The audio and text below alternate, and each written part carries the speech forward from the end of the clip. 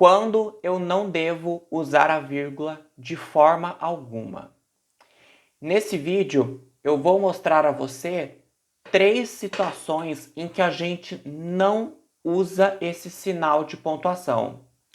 Muito prazer, eu sou o Pedro Henrique, dono desse canal PH Vários Assuntos, e aqui nós falamos de língua portuguesa, curiosidades do Brasil e do mundo e também dou dicas de leitura.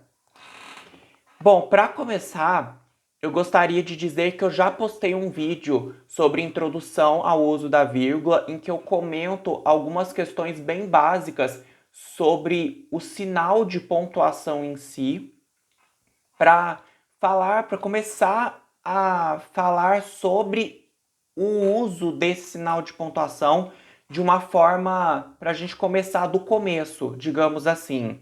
Então, esse vídeo aqui do qual vos falo é parte de uma série que eu estou fazendo sobre o uso da vírgula. Então, se você não assistiu ao primeiro vídeo, eu recomendo que você o assista. Pode assistir depois desse aqui, sem problemas, não tem uma ordem específica que você precisa assistir, mas o primeiro vídeo eu falo sobre coisas que eu não vou abordar nesse vídeo aqui, que são referentes a uma introdução ao sinal de pontuação em si, tá bom? Algumas considerações que a gente deve fazer a respeito desse sinal de pontuação tão mal usado pelos brasileiros como é hoje.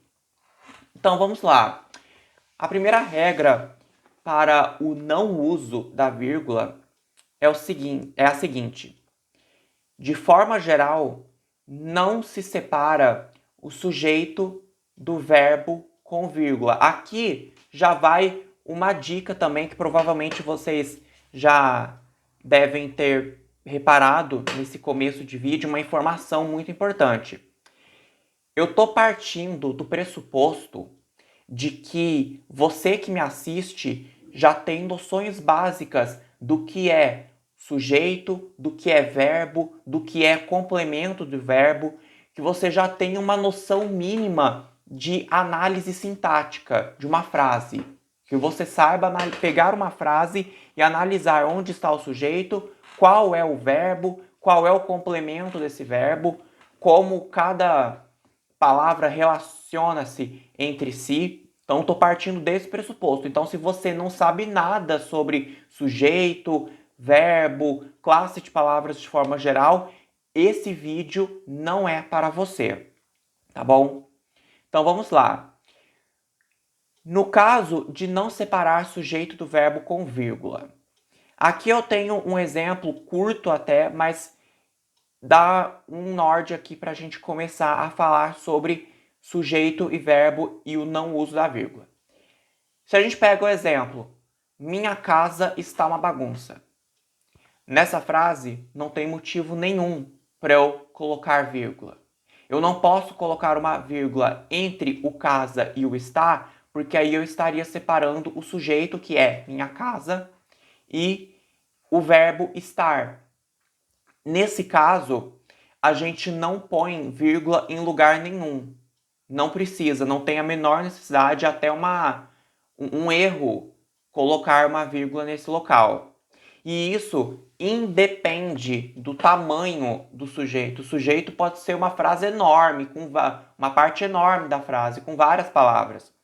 Igual, por exemplo, um sujeito um pouco maior, que provavelmente mais pessoas confundiriam.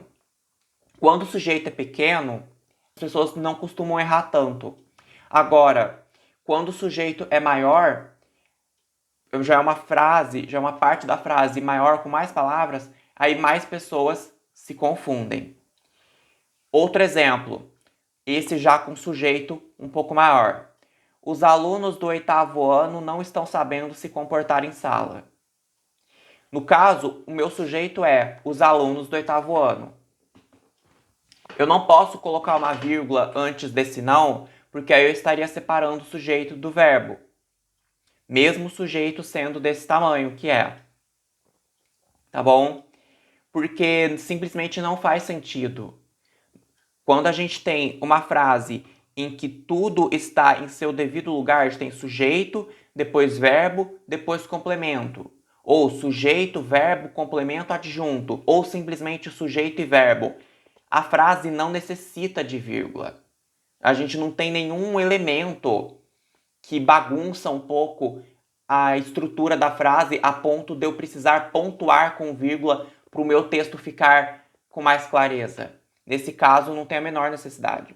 Existe uma exceção a essa regra. Por que eu falei que, de forma geral, não se usa vírgula para separar sujeito do verbo?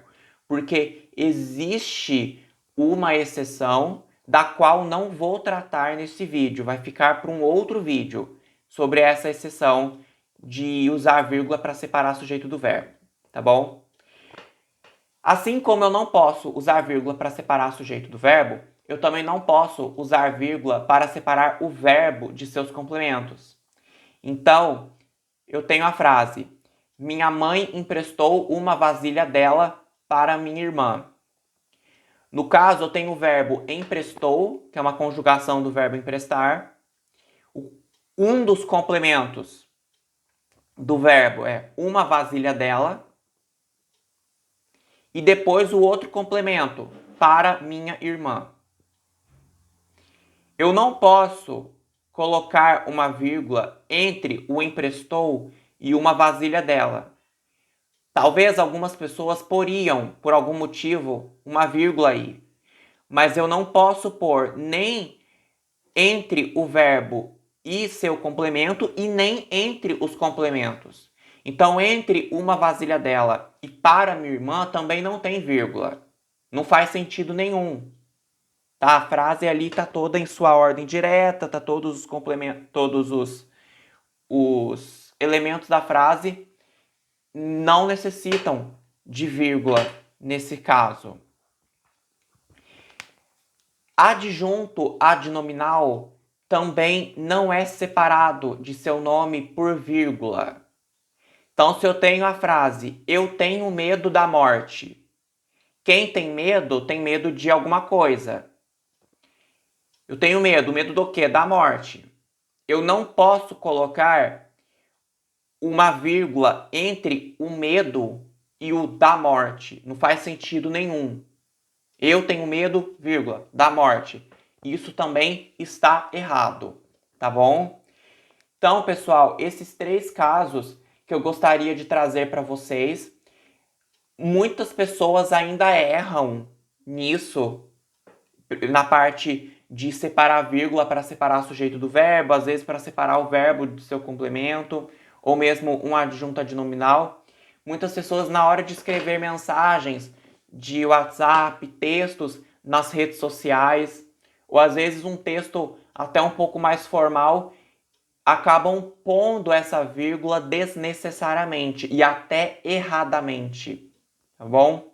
Esse vídeo foi feito para ajudar você a pontuar melhor o seu texto.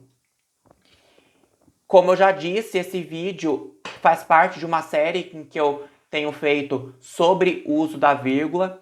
Então se preparem para os próximos vídeos, não só sobre vírgula, mas também sobre dicas de português de uma forma geral, e dicas de leitura e também às vezes curiosidades do Brasil e do mundo, porque é disso que eu falo nesse canal. Então, caso tenha gostado desse vídeo, não se esqueça de deixar seu like e de se inscrever no canal se ainda não tenha feito isso. No mais, que a alegria da vida esteja sempre convosco e até o próximo vídeo. Falou, pessoal!